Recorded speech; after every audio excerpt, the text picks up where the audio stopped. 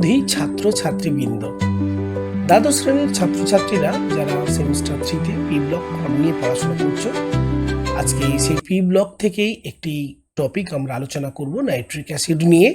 Nitric অ্যাসিডের আজকের আলোচনা কিছু এমসিকিউ পড়বে। তো চলো আজকের লেসন কিছু এমসিকিউ নিয়ে শুরু করা যাক, আর যেগুলো সিঙ্গেল কারেক্ট অপশন চয়েস টাইপের থাকবে। তাহলে আজকের আলোচনা নাইট্রিক অ্যাসিড শুরু করা যাক।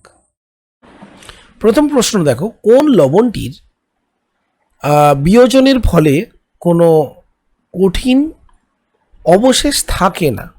প্রথম অপশান দেখো লেড নাইট্রেট। লেড নাইট্রেটকে আমরা যদি হিট করি PbNO3(2), তো দেখো এটাকে হিট করলে কি হয়, তৈরি হয় লেড অক্সাইড, কালো বর্ণের একটা সলিড লেড অক্সাইড। তার সঙ্গে তৈরি হচ্ছে কিন্তু nitrogen dioxide gas plus oxygen. তো এটাতে একটা সলিড তৈরি হচ্ছে, এক্ষেত্রে এটা তাহলে অপশান হচ্ছে না, কারণ বলছে কোনো কঠিন অবশেষ নেই। আবার অ্যামোনিয়াম নাইট্রেটকে যদি আমরা উত্তপ্ত করি, সেক্ষেত্রে শুধু তৈরি হচ্ছে NO2 গ্যাস এবং জলীয় বাষ্প H2O গ্যাস। অবভিয়াসলি তাহলে কি দাঁড়ালো, this is the answer B. তারপরে দেখো সিলভার নাইট্রেট। সিলভার নাইট্রেট উত্তপ্ত করলে আমরা জানি কি সিলভার, ধাতব সিলভার অতক্ষিপ্ত হয়, কাজে এটাও অবশেষ রূপে রয়ে যাচ্ছে। সোডিয়াম নাইট্রেটকে হিট করলে সোডিয়াম নাইট্রাইট তৈরি হয় NaNO2। NaNO3কে হিট করলে তৈরি হয় NaNO2+O2। তাহলে অবভিয়াসলি এটাও কিন্তু সলিড একটা সাবস্টেন্স রয়ে যাচ্ছে, রেসিডিউ রয়ে যাচ্ছে। So this is the answer ammonium nitrate here. Next question আমরা আলোচনা করব, কোনটি Fe2 আয়নের সঙ্গে যুক্ত হয়ে বাদামি কমপ্লেক্স গঠন করে? দেখো এখানে অপশানসগুলো লক্ষ্য করো, নাইট্রাস অক্সাইড আছে N2O NO। তো আমরা জানি, আলোচনা করেছি যে FeOH2O6 এই যে কম্পাউন্ডটা তৈরি হয়, এটা একটা কোঅর্ডিনেশন কমপ্লেক্স, তার ক্যাটায়ন, তার সেখান থেকে H2O কে রিপ্লেস করায় কে NO, তৈরি হয় কি FeH2O5 NOSO4। This is the reaction here. আর এই বাদামি কমপ্লেক্সটা হচ্ছে আয়রন 2+। ওকে, তো যাই হোক, আমি রিং টেস্টের রিয়াকশানটাও লিখলাম, তোমরা জাস্ট মনে রাখবে যে এক্ষেত্রে NO হচ্ছে ইন্ট্রোডিউসিং একটা কি বলবো লিগ্যান্ড। এখানে লিগ্যান্ড বলা হয় কোনো কমপ্লেক্স যারা তৈরি, কোনো ক্যাটায়নের সঙ্গে যে সমস্ত লিগ্যান্ডগুলো যুক্ত হয়ে একটা ক্যাটায়ন বা অ্যানায়ন উৎপন্ন করে। এক্ষেত্রে যেমন ক্যাটায়ন তৈরি হচ্ছে FeH2O5 NO এবং Feর জারণ সংখ্যা 2+। অবভিয়াসলি এটা একটা কমপ্লেক্স ক্যাটায়ন। নেক্সট চলে আসো HNO2। HNO2 কী হিসাবে কাজ করে? দেখো HNO2 কী হিসাবে কাজ করলে এটা বলতেই হবে। দেখো HNO2 এর মাথায় আগে লক্ষ্য করো তো, জারণ সংখ্যা কত হচ্ছে +1 -2 -4 +1 +3 দিলে 0 +3 কন্ডিশনে আছে। তার মানে এ কী করতে পারে, N+5 সর্বোচ্চ জারণ অবস্থায় যেতে পারে, তার মানে নিজে জারিত হতে পারে। যে নিজে জারিত হতে পারে সে কি, অবভিয়াসলি বিজারক পদার্থ। আবার এই +3 স্টেট থেকে দেখো 0তেও যেতে পারে নাইট্রোজেন, আবার +1এও যেতে পারে, +1এও যেতে পারে। তাহলে কি নিজে বিজারিতও হতে পারে, তার মানে তখন জারক। তার মানে জারক এবং বিজারক উভয় ধর্মের এটা অ্যাকচুয়ালি কী দেখাচ্ছে, উভয় মানে ধর্মই প্রদর্শন করছে। দেখো নেক্সট কোশ্চেন, আয়োডিনের সঙ্গে গাঢ় নাইট্রিক অ্যাসিডের বিক্রিয়া। আয়োডিন I2 সিম্পলি জারণ অবস্থা 0, তো ও কী করতে পারে, সিম্পলি I2 জারণ অবস্থা I+5-এ যেতে পারে, তারপরে কমাতেও পারে, -1এও যেতে পারে। তো এক্ষেত্রে HNO3 যেহেতু একটা তীব্র জারক বস্তুর মতো কাজ করছে, তাহলে কি করে, HNO3-র সঙ্গে বিক্রিয়া করে I2-র সঙ্গে বিক্রিয়া হয়ে তৈরি হচ্ছে HiO3, আর তার সাথে নাইট্রোজেন ডাইঅক্সাইড গ্যাস তৈরি হচ্ছে। তাহলে দেখো এখানে নাইট্রিক অ্যাসিডের +5 কন্ডিশন থেকে +4 অক্সিডেশন স্টেটে আসছে, তার মানে এটা নিজে কি হলো, বিজারিত হচ্ছে। তার মানে আয়োডিনকে কী করলো, জারিত করছে, দেখো +5। তার মানে HiO3 যে তৈরি হলো, এটা একটা সিম্পল জারণ বিজারণ বিক্রিয়া। তো এখানে অপশান কোনটি হবে, তাহলে আমরা লিখব HOiO2। তার মানে HiO3 এইটা তৈরি হচ্ছে, আর এইটা হচ্ছে HiO4। ওকে, তাহলে HiO3 তৈরি হচ্ছে। হাইড্রোআয়োডিক অ্যাসিড। নেক্সট কোশ্চেন হিয়ার, নিচের কোন ধাতুগুলি গাঢ় নাইট্রিক অ্যাসিডের সঙ্গে বিক্রিয়ায় ধাতব নাইট্রেট গঠন করে না? তো এখানে দেখো আমরা এই যে অপশানসগুলো দিয়েছে তার মধ্যে কপার দেখো, অ্যাকচুয়ালি কপার না কিউপ্রিক নাইট্রেট উৎপন্ন করে, তার মানে কপার অপশানে এই অপশানটা হচ্ছে না। আবার আয়রন এবং জিঙ্কের মধ্যে দেখো জিঙ্ক বিক্রিয়া করে নাইট্রেট গঠন করে, আবার লেড তৈরি করে লেড নাইট্রেট, ওকে, তাহলে এটাও হচ্ছে না। তো রইল বাকি আয়রন এবং পিটি। আমরা জানি আয়রনকে নাইট্রিক অ্যাসিডের সঙ্গে বিক্রিয়া করালে অ্যাকচুয়ালি Fe3O4 একটা আয়রনের উপর আস্তরণ পড়ে, কোনো নাইট্রেট জাতীয় যৌগ তৈরি করে না। আবার প্ল্যাটিনাম তো কোনো বিক্রিয়া করে না। So this is the option, this is the right option. এবং তার এক্সপ্লেনেশনটাও দেখো আমি প্রত্যেকটা ধরে ধরে দিয়ে দিয়েছি, ওকে। নেক্সট কোশ্চেন, নিচের অ্যাসিডগুলির মধ্যে কোনটি রকেটের জ্বালানি জারক হিসেবে ব্যবহার করা হয়? তো আমরা জাস্ট নাইট্রিক অ্যাসিডের ব্যবহার আগের লেশনেই জেনেছি। সেক্ষেত্রে নাইট্রিক অ্যাসিড হচ্ছে একটা অক্সিডাইজিং এজেন্ট যেটা রকেটের জ্বালানিতে জারক হিসেবে ব্যবহার করা হয়। আবার রইল বাকি পারক্লোরিক অ্যাসিড, এটা শক্তিশালী জারক কিন্তু রকেটের জ্বালানির হিসেবে ব্যবহার করা হয় না। নাইট্রাস অ্যাসিড এটা দুর্বল একটা জারক। ফসফরিক অ্যাসিড এটা মৃদু অ্যাসিড এবং এটি জারক হিসেবে ব্যবহার করা হয় না। কাজে অপশানটা এখানে হবে nitric acid. Next option, nitrate মূলকের বলয় পরীক্ষায় যে কমপ্লেক্স তৈরি হচ্ছে সেটি কোনটি? হ্যাঁ, obviously C, ApH2O5 SO4 2-, this is the salt here.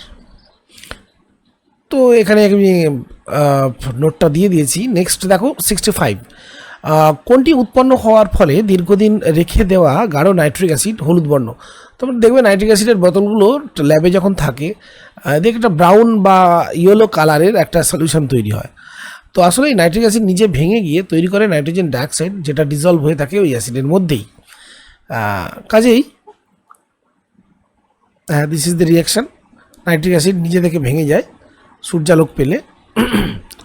তো এখানে অপশানটা হচ্ছে আমাদের NO2 গ্যাস উৎপন্ন হয়, তাই না? নেক্সট চলে আসি পরের question, question number 66, ApH2O5 NO2+ complex NO3- আয়নের বলয় পরীক্ষার সময় গঠিত হয়। হ্যাঁ, NO3 অর্থাৎ নাইট্রেট মূলকের টেস্টের সময়। এই কমপ্লেক্সটি সম্পর্কে নিচের কোন তথ্যটি সঠিক? এতে 3টি বিজোড় ইলেকট্রন থাকার ফলে এর চৌম্বক ভ্রামকের মান হয় 3.87 BM। এতে বলতে এখানে বলা হচ্ছে দেখো আয়রন, এক্ষেত্রে আয়রনের যে লিগ্যান্ড, আয়রনের সঙ্গে NO 5টা H2O লিগ্যান্ড এবং একটি NO লিগ্যান্ড থাকে, তাই না? তো Fe2+কে এই NO কী করে, ইলেকট্রন দান করে। এর ফলে Fe তার 1 নম্বর জারণ স্তরে যায়, Fe2+ থেকে চলে যাচ্ছে Fe+ স্টেটে।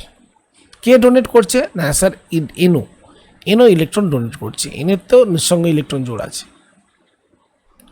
তো এখানে যেটা বুঝতে হবে দেখো সেটা হচ্ছে D6 যখন আয়রন 2+ ছিল না, তখন এটা ছিল D6 সিস্টেম। তো D6 সিস্টেমে ইলেকট্রন কীভাবে পেয়ারিং হয়, 1 2 3 এইভাবে। T2G সিস্টেমে থাকবে 4টি ইলেকট্রন, আর ইজিতে 2টি ইলেকট্রন, T2G4 Eg2। এবার যখন এই আয়রন 2+ NO দ্বারা অ্যাকচুয়ালি রিডিউসড হলো আয়রন প্লাসে, তখন এখানে D7 সিস্টেম হয়ে গেল এবং এই বাড়তি ইলেকট্রন কি করলো, এখানে একটি পেয়ারিং করলো। কারণ আমরা জানি এক্সট্রা ইলেকট্রন বাইরে থেকে এলে কি করে, নিম্নতর শক্তি স্তরে থাকে। তাহলে অবভিয়াসলি এখানে দেখো টোটাল আনপেয়ার্ড ইলেকট্রন হলো ইজিতে 1 1 এবং T2Gতে একটি। তাহলে টোটাল আনপেয়ার্ড ইলেকট্রন এখানে হলো 3। তাহলে অবভিয়াসলি এখানে আমরা যদি বলি যে এর প্যারাম্যাগনেটিক মুভমেন্ট কত হবে, চৌম্বক ভবকের মান, সেটা সূত্র হচ্ছে √n × n+2। তাহলে এখানে 3 ভ্যালুটা বসাও, 3 + 2 = 5 × 3 = 15। So 15 √15 BM, that means 3.87 BM. Okay, so this is the answer here. তো আমরা জানি যে কোঅর্ডিনেশন কমপ্লেক্সের আয়রন 2+ যখন লিগ্যান্ড আসবে তার কি হবে, ডি অরবিটাল স্প্লিটিং হবে in this way, T2G 6 Eg2। এবার যেহেতু H2O এটা একটা উইক ফিল্ড লিগ্যান্ড, সেই জন্য এই এই ডিস্টেন্সটা খুব বেশি হয় না, এনার্জি ডিফারেন্সটা খুব বেশি হয় না, সেই জন্য ইলেকট্রন ফিলিংটা আসলে T2G এবং EG সবগুলোই ফিলিং হয়ে যায় এবং D6 সিস্টেমে পেয়ার্ড ইলেকট্রন একটি মাত্র পেয়ার্ড তৈরি হয় T2Gতে। D7 যখন হচ্ছে তখন আরেকটি ইলেকট্রন এসে পেয়ার করে, তো টোটাল আনপেয়ার্ড ইলেকট্রন থাকছে 3টে আর 2টো পেয়ার থাকছে। এই হচ্ছে সিস্টেমটা। নেক্সট আমরা পরের কোশ্চেনে চলে যাব, question number 67 here. Same question, বাদামি বলয় গঠনকারী কমপ্লেক্স এপি এর জারণ অবস্থা কত? দেখো অ্যাকচুয়ালি কী হচ্ছে, এপি 2+ কন্ডিশনে থাকে, কিন্তু যখনই এনও আসে তখন এর কোঅর্ডিনেশন মানে এনও একটি ইলেকট্রন ডোনেট করে এনও নিজে প্লাস হয়ে যায় এবং আয়রনকে কী করে 2+ থেকে +1 কন্ডিশনে নিয়ে যায়। সো আয়রনের এখানে জারণ অবস্থা +1 ধরা হয়। তবে এখানে এটা কন্ট্রাডিকশন আছে, অনেক বিজ্ঞানীরা এখনও মনে করেন যে আয়রন 2+ কন্ডিশনে থাকে।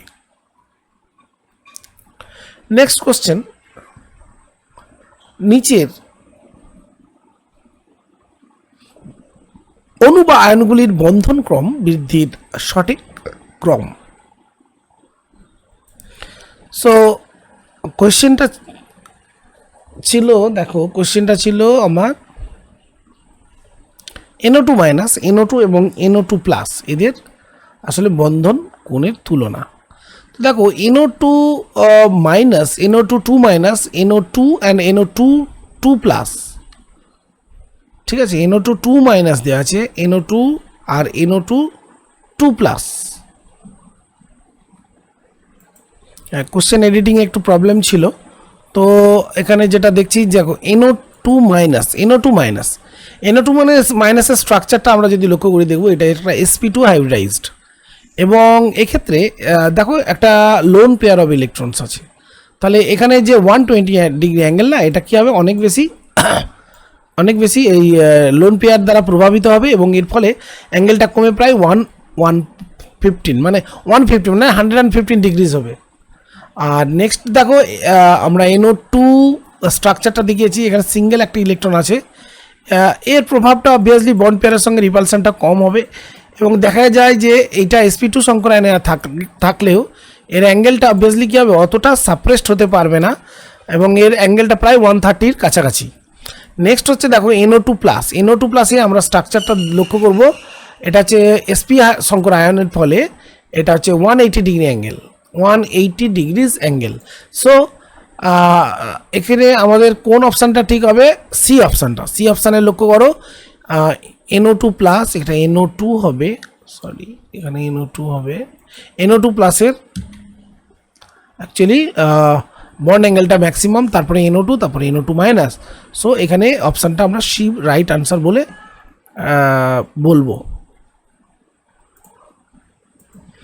তো এখানে নেক্সট কোশ্চেন, গাঢ় H2SO4 এর সঙ্গে গাঢ় HNO3 যোগ করলে কী ঘটবে?